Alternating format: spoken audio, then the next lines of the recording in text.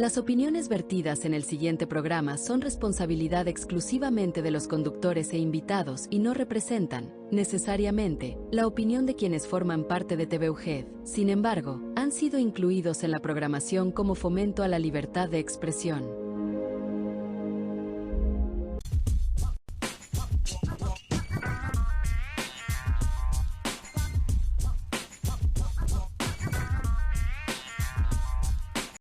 ¿Qué tal, amigas y amigos? Bienvenidos a su programa Entretiempo. El día de hoy hablaremos de un tema muy importante que ha tomado mucho auge, que son los aranceles. Y qué mejor que con el invitado del día de hoy, el doctor Daniel Rodríguez. Doctor, ¿qué tal? ¿Cómo está? Buenos días. ¿Qué tal? Muy buenos días. Gracias por la invitación. Al contrario, muchas gracias por haberla aceptado, doctor.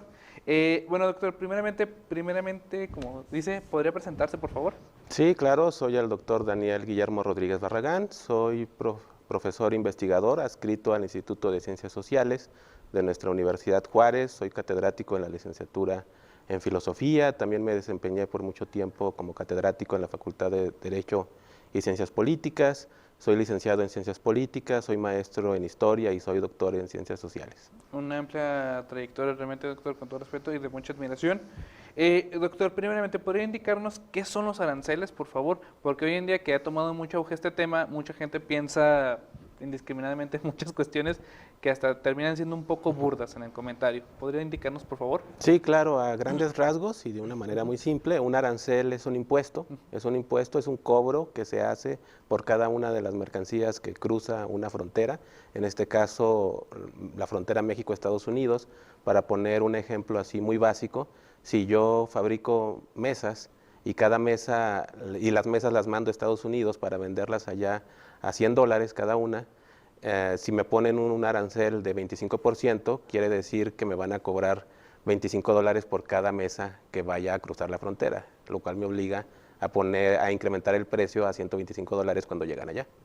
Para poder pagar el arancel en cuestión que le están imponiendo. Para poder pagar el arancel, en realidad hay varias formas de darle la vuelta al arancel. Okay. O la primera es cargarle la mano al comprador, es decir, la más común, que es la más común, que es lo que generalmente se menciona en los medios de comunicación, lo cual nos hace menos competitivos, porque yo, si mando mi mercancía a Estados Unidos y le tengo que aumentar el precio para cubrir lo del arancel, me va a hacer menos competitivo, porque en el mercado estadounidense va a haber mesas que van a valer $100 porque las fabricaron allá.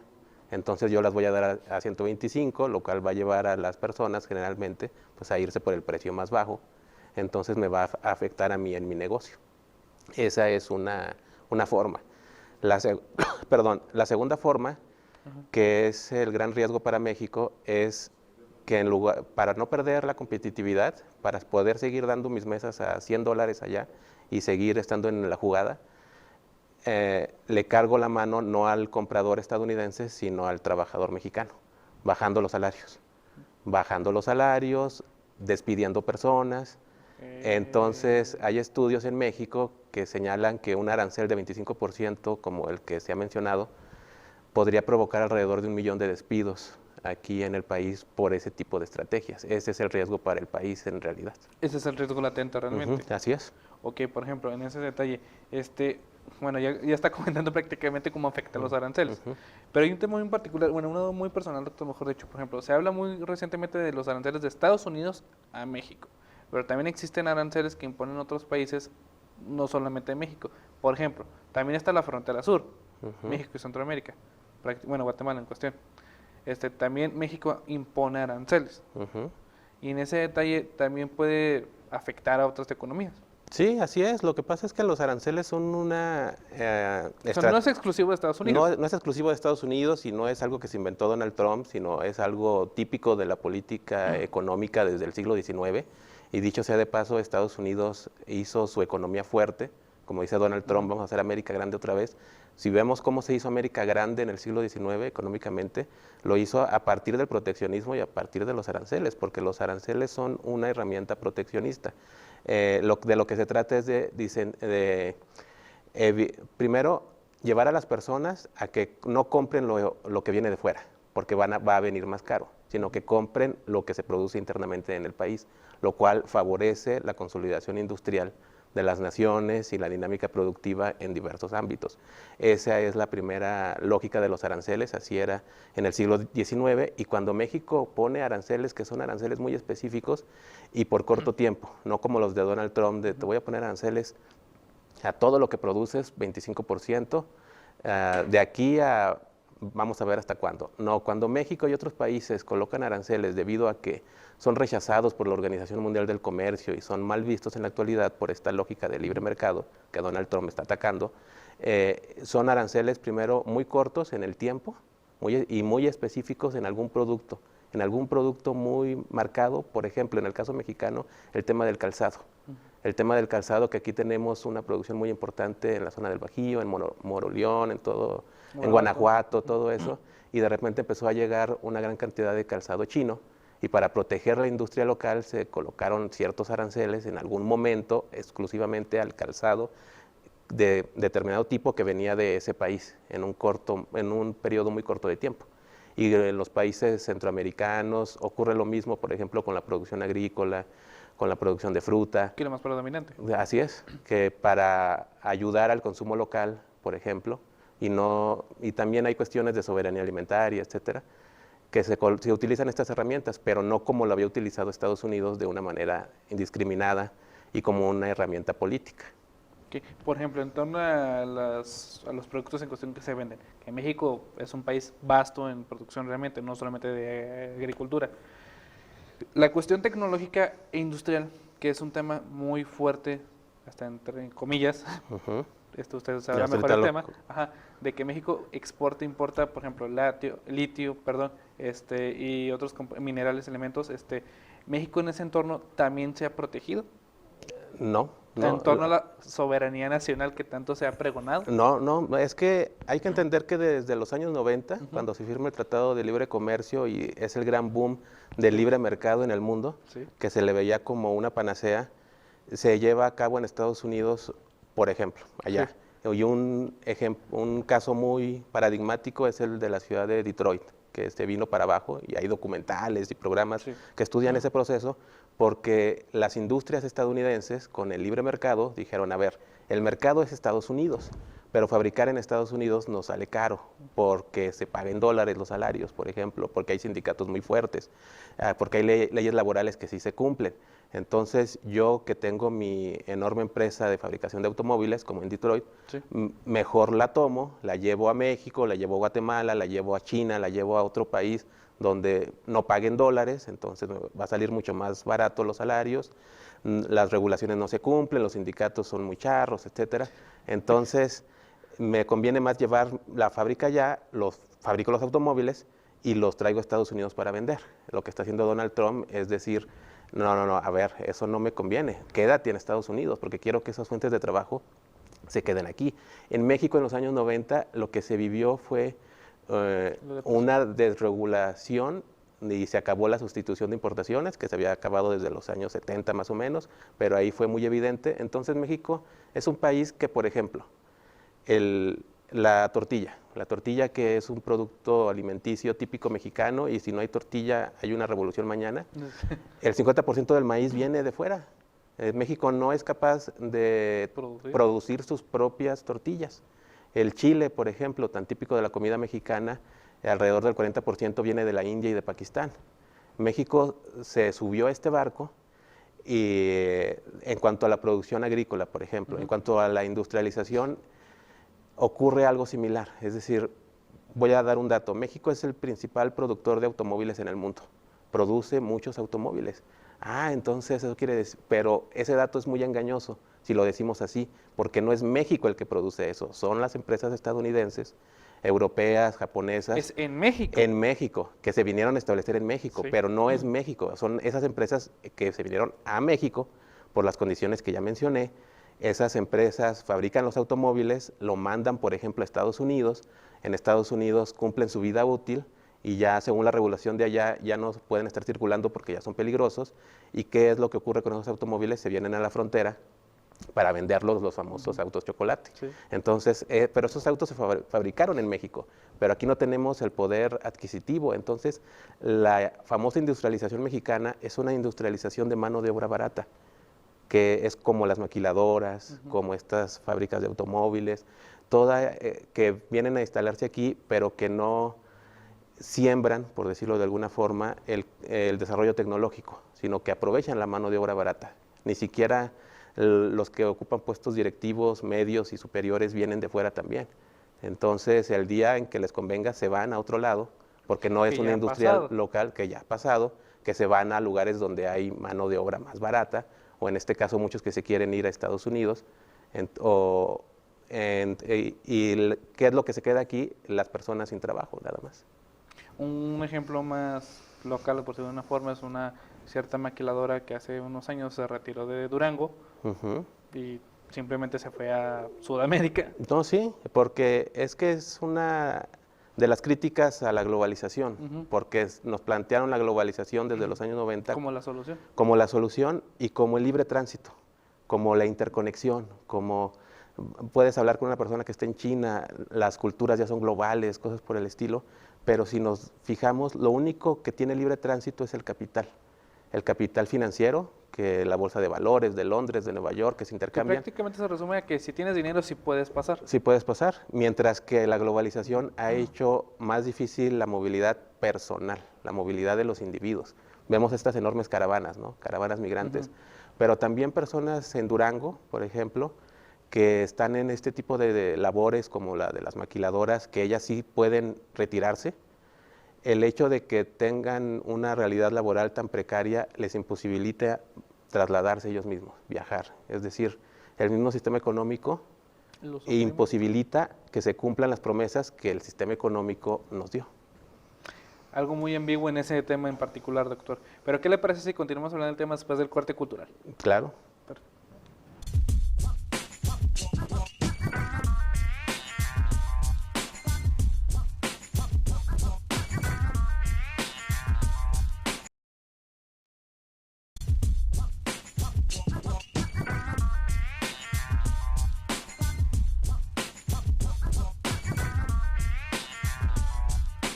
Gracias por continuar con nosotros, amigas y amigos. Y doctor, una pregunta un poco más importante en cuestión en este tema sobre el Tratado de Libre Comercio. ¿Cómo se originó primeramente? Y segundo, si realmente ha beneficiado o no a la población en general, o más en cuestión a los comerciantes. El Tratado de Libre Comercio se desarrolla en la década de los 90, en 1993. Es una negociación larga de alrededor de un año, en el que el gobierno de Estados Unidos, México y Canadá, en el contexto del fin de la Guerra Fría, porque el muro de Berlín había caído a finales de los 80, en el 91 es la desintegración de la Unión Soviética, surge toda esta idea del fin de la historia de Fukuyama, que decía que la lucha entre capitalismo y comunismo había marcado el fin de la historia, porque había ganado el capitalismo y lo único que nos quedaba era mejorarlo, hacerlo más humano, pero ya no había una alternativa, solo quedaba esto. Por lo tanto, se vuelve un paradigma el capitalismo de libre mercado que promovía Estados Unidos desde la época de Reagan y Margaret Thatcher en el Reino Unido en los años 80, finales de los 70, principios de los 80. Aquí en México está el gobierno de Salinas de Gortari, que es un gobierno que llega con una falta de legitimidad importante. Surge el concepto de legitimidad por política, es decir, no eres legítimo por votos, pero te vas a legitimar a partir de la política que vas a implementar. Entre esa política es precisamente la idea de unirnos al primer mundo. Se desarrolla ese discurso, vamos a unirnos al primer mundo, al mundo desarrollado, México tiene todo, y la forma de conseguirlo es con el consenso de Washington, que es una serie de medidas, como una especie de receta que diseñó el gobierno estadounidense, desregulación, falta de inversión pública, congelación de salarios, privatizaciones y libre mercado. Entonces el gobierno mexicano, a pesar de las muchas críticas y resistencias que hubo, porque se decía la economía estadounidense es muy diferente a la mexicana, la canadiense también, ¿por qué te quieres meter ahora sí que con gigantes, con sazón a las patadas? Pero en la política económica de ese momento se consideró que era lo más viable. Ahora, si ha sido beneficioso o no, dependiendo de a quién le preguntes. Hay una frase que me gusta mucho que dice que cada obra de civilización es una obra de barbarie también. Es decir, son las dos caras de la moneda. Sin duda, en el consumo, la vida urbana cambió muchísimo. A nosotros que éramos infantes en aquella época, a lo mejor no recordamos, pero lo que ahora damos por sentado en cuanto a la variedad de productos, de mercancías que llegan, en esa época se conseguían a partir de la fayuca, a partir del mercado negro, y en la actualidad no es así. Entonces, en la vida urbana sin duda mejoró, pero en el campo fue un desastre total, porque el gobierno privatizó los ejidos, o les permitió que se privatizaran, y se dijo simplemente, ustedes sobrevivan por sí mismos. El campo tiene que sobrevivir por sí mismo, y si no lo logra es porque no merece sobrevivir, porque la competencia es lo que nos va a regir ahora. La ley de la selva. La ley de la selva. Eso que llevó a que el campo mexicano, y esto lo relaciono con lo que mencioné ahorita, que no producen la mitad del maíz que consume, las frutas es igual, el frijol es igual. Entonces, ¿qué es lo que produce el campo mexicano? El Tratado de Libre Comercio para acá, ya desde antes había, pero se potencializó mucho. Produce personas, es algo muy dramático, porque el campo duranguense, por ejemplo, ¿qué es lo que más produce? No es maíz, no es frijol, produce trabajadores, mano de obra barata, que se van a las ciudades, que se van a las maquilas, que se van a Estados Unidos. Entonces es un campo que sobrevive, entre comillas, expulsando población, expulsando gente. Pero prácticamente hay trabajador, pero ¿dónde trabajan? O sea, en cuestión del campo, ¿verdad? Agriculturalmente. Hay un fenómeno que se dice desagrarización del campo. Es decir, las personas en el campo en México, la mayoría, según estudios que se han hecho, por ejemplo, en el Instituto de Ciencias Sociales de la UNAM, en el campo mexicano la mayoría de las personas ya trabajan en actividades que no son propiamente agrícolas. Esa es una marca generacional muy importante. Las personas mayores, personas de 50 años para arriba, son los que siguen trabajando el campo. Los que son las autoridades ejidales, los que no quieren vender la tierra, los que tienen una relación emocional, sentimental con el territorio. Las personas más jóvenes, personas 30 años, 20 años, etcétera, llevan a cabo actividades no agrícolas. Por ejemplo, si uno va a los alrededores de la ciudad de Durango, en la mañana, temprano, 7 de la mañana, ve los camiones de las maquilas, que vienen por las personas, se los llevan a trabajar y en la tarde-noche los regresan ahí para dejarlos en los ejidos, en las comunidades. Entonces son personas rurales que viven en el México rural, pero que no podríamos calificar de campesinos, sino que ya tienen otra forma de ganarse la vida. O sea, vivir en el campo no significa que trabajes en el campo. Que trabajas en el campo o que tienes una mentalidad campesina de relación con la tierra.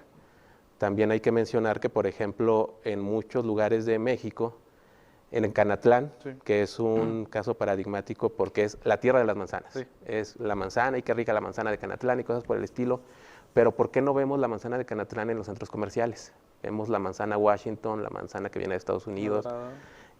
¿Por qué? Porque en el consumo, incluso el capitalismo establece nociones de belleza. Sí. Y las manzanas de Canatlán se consideran feas.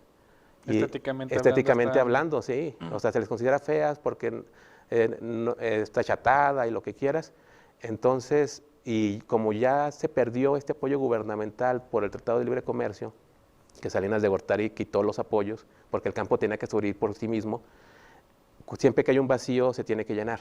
Si el Estado dejó ese vacío y acabó con los apoyos, ¿quién va a llenar ese vacío? Llegaron las grandes empresas transnacionales, que no se puede decir nombres, pero por ejemplo la del jugo, que empieza con J, la de la masa para las tortillas, que empieza con M, llegaron y ellos prestan a los campesinos para la cosecha, a cambio de que toda tu cosecha me la vendas a mí. Entonces he realizado trabajos de investigación con campesinos de Canatlán que me dicen, vendemos el kilo de manzana a $1.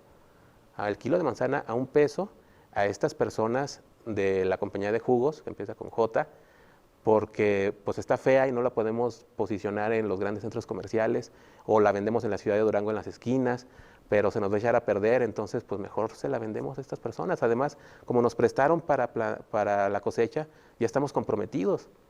Si se fijan, es un esquema muy porfiriano, muy de las tiendas de raya, un esquema muy viejo que se implementa y se vuelve útil para la modernidad, que es para la globalización. Para la globalización moderna, algo que uno diría ya está desfasado, no, sigue siendo funcional para esta globalización, esta modernidad, este consumismo que mencionaba de que en la ciudad a nosotros nos convino, porque ya tenemos el jugo y vamos y podemos comprar esto y aquello y comida instantánea, pero otra vez toda obra de civilización tiene una cara de barbarie, que es la parte de atrás que generalmente no vemos.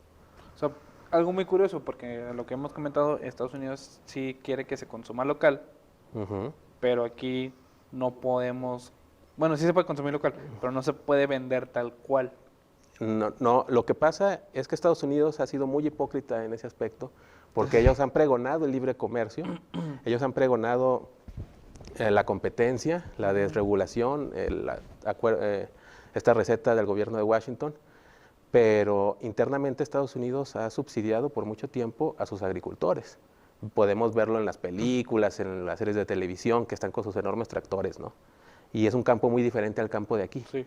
Pues porque ellos sí los financian, sí les dan el apoyo, si se pierde la cosecha, el gobierno se las paga, como si no se hubiera perdido, para que no tengas problemas económicos, algo que no se tiene aquí precisamente para que puedan producir, se consuma localmente y también se exporte. Por ejemplo, Estados Unidos, por mucho, es el principal productor de maíz en la actualidad.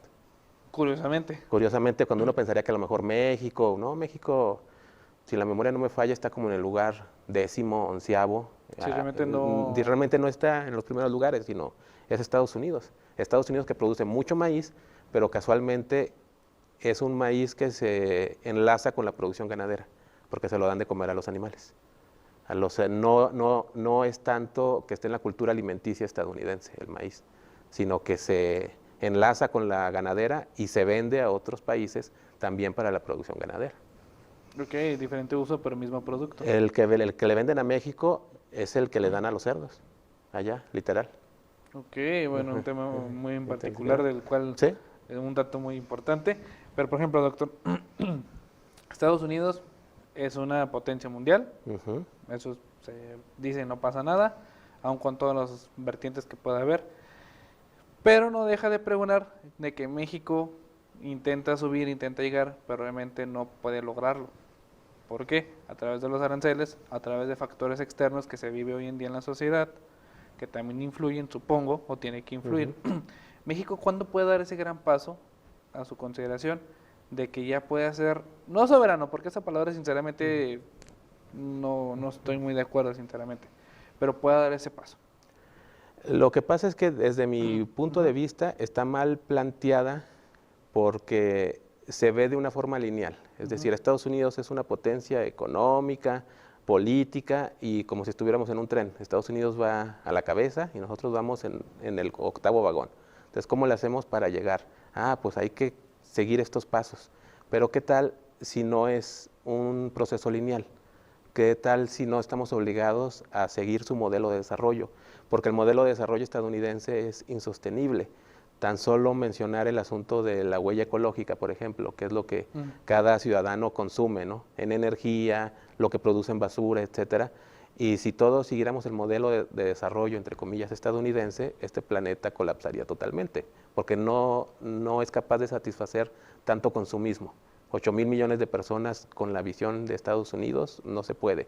Tenemos que, desde mi punto de vista, dejar de comprar este discurso de que somos subdesarrollados, estamos en vías de desarrollo, ya casi llegamos, se han intentado todas las recetas posibles, el libre mercado, la sustitución de importaciones, la búsqueda de industrialización.